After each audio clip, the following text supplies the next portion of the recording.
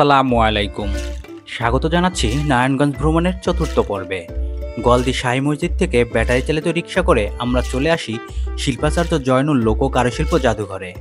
আবহমান গ্রাম বাংলার লোকসাংস্কৃতিক ধারাকে বিকশিত করার উদ্যোগে 1975 খ্রিস্টাব্দের 12ই মার্চ শিল্পাচার্য জয়নুল আবেদিন সোনারগাঁয়ের ঐতিহাসিক পানাম নগরে একটি পুরনো বাড়িতে প্রতিষ্ঠা করেন বাংলাদেশের লোক কারুশিল্প জাদুঘর।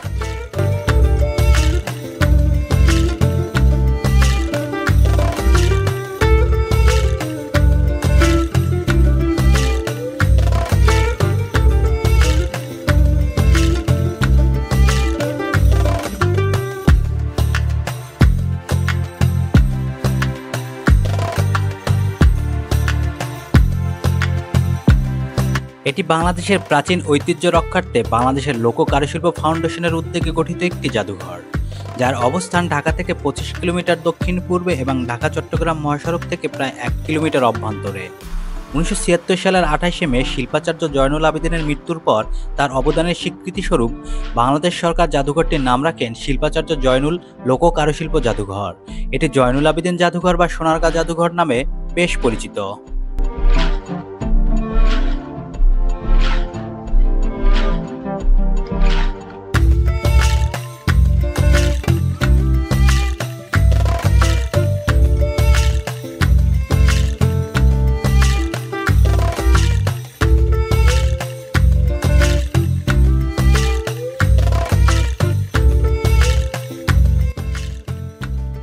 লোক কারুশিল্প জাদুঘরে জয়নুল আবেদিনের ভাস্কর্য, সংগ্রাম ভাস্কর্য, বনজ ফলজ শোভাবর্ধনকারী বিভিন্ন প্রজাতির বৃক্ষ, লোকজ রেস্তোরাঁ, কারুপল্লী বিক্রয় কেন্দ্র, বিভিন্ন মেলা, বিনোদন স্পট, পাঠাগার এবং নৌকা ভ্রমণের ব্যবস্থা সহ নানা আয়োজন রয়েছে পুরো ফাউন্ডেশন জুড়ে। জাদুঘরে স্থান পেয়েছে প্রায় 5000 প্রাচীন লোক কারু নিদর্শন, আর এই লোক কারুশিল্প জাদুঘর এশিয়ার অন্যতম বৃহৎ কারুশিল্প জাদুঘর বলেও জানা যায়।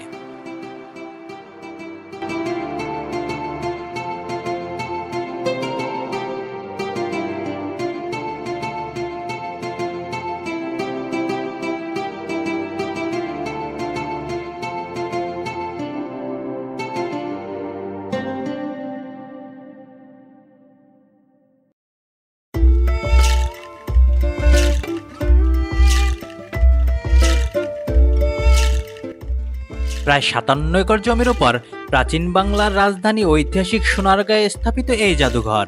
লোক কারুশিল্প জাদুঘরে রয়েছে কাঠ খোদাইয়ের বিভিন্ন উপাদান।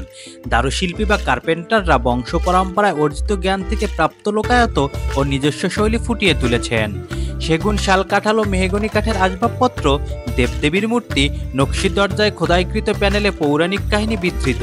এছাড়া পৌরাণিক পাখি গরুর, নৌবিহারের রাজা, পালকিতে জমিদার, গ্রাম বাংলায় কারিগরদের তৈরি নানা দৃষ্টিনন্দন কাজ স্থান পেয়েছে দারুশিল্প গ্যালারিতে।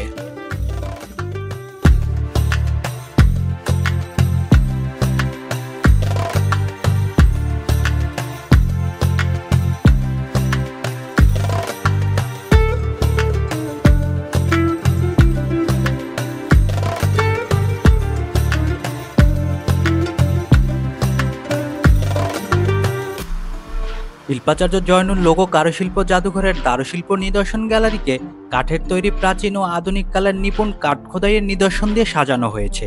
এখানে আরও রয়েছে কাঠের বেড়া, মা ও শিশু, সিন্দুক, খাট এবং সোনারগাঁয়ে তৈরি কাঠের বিচিত্র হাতি, ঘোড়া, সিংহ, পুতুল ইত্যাদি।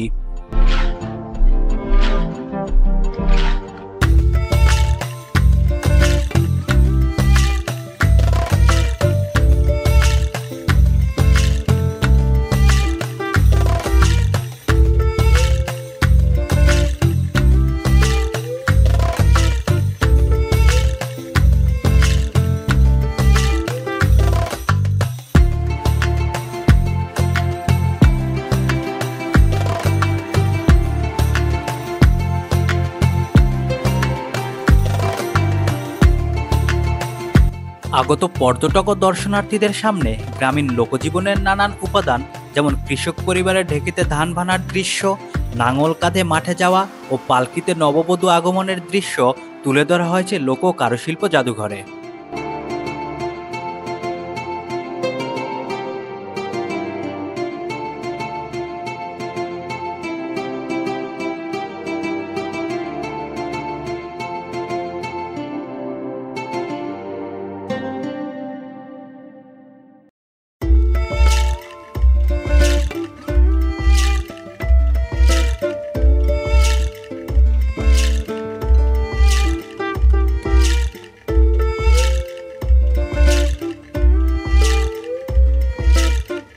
দূর অতীতে তাঁত বুনন প্রক্রিয়ায় কার্পাস তুলার সুতা দিয়ে মসলিন নামে এক ধরনের সূক্ষ্ম বস্ত্র তৈরি করা হতো।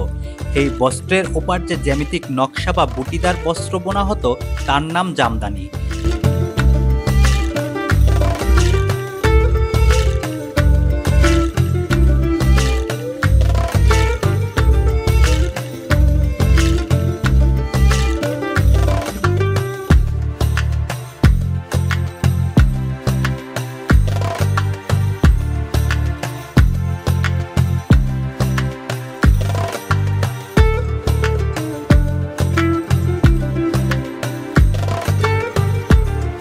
জামদানি অর্থ বুটিদার কাপড়। ফার্সিতে জাম এক প্রকার উৎকৃষ্ট মদের নাম, আর দানি অর্থ পেয়ালা। এই শব্দদ্বয় থেকে জামদানি শব্দের উৎপত্তি। অথবা জাম পরিবেশনকারী ইরানি শাকির কোমল অঙ্গ স্পর্শ করে ঢাকার বুটি তোলা মসলিন হয়তো একদা জামদানি নাম ধারণ করেছিল। বিভিন্ন মোটিফের ঐতিহাসিক সব জামদানি দেখা মিলবে ঢাকার অদূরে নারায়ণগঞ্জের সোনারগাঁয়ে শিল্পাচার্য জয়নুল আবেদিন লোক কারুশিল্প জাদুঘরের গ্যালারিতে।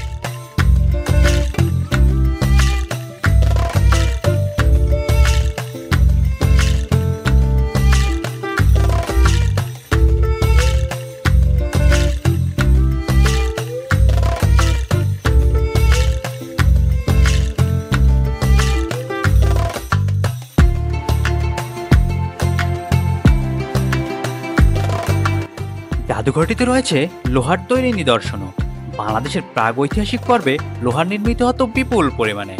বাংলাদেশের লোকজীবন ধারায় কামার কারুশিল্পীদের তৈরি কৃষির যন্ত্রপাতি, কাঁচি, নিড়ানি, কোদাল সহ দৈনন্দিন জীবনে ব্যবহৃত কুর্নি, খড়গ, সর্তা, শাঁখের করাত কুড়ানি স্থান পেয়েছে এই জাদুঘরে।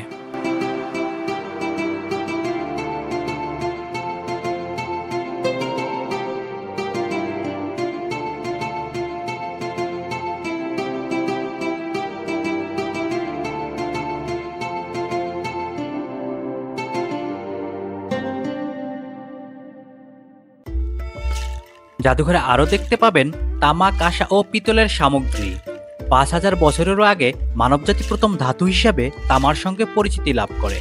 তামা ও টিনের সংমিশ্রণে তৈরি ব্রোঞ্জের শিল্প নিদর্শন একসময় গ্রামীণ জীবনে প্রচুর জনপ্রিয় ছিল।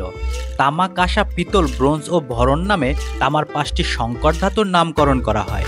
এখানকার গ্যালারিতে বাসন, কুলা, ফুলদানি, চালনি ও পিতলের শীতলপাটি সহ রয়েছে অনন্য নিদর্শন।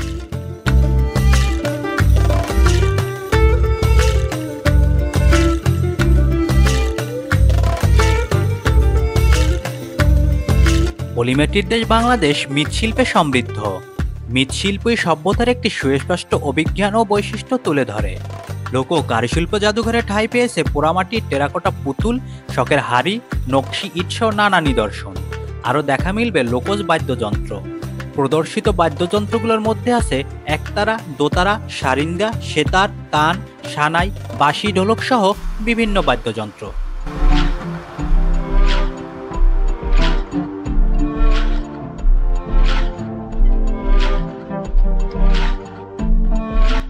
লোকমুখে শোনা যায় মহারাজ জয়ধ্বজের সময় এ অঞ্চলে সুবর্ণ বৃষ্টি হয়েছিল বলে এই স্থান সুবর্ণগ্রাম নামে পরিচিতি লাভ করে।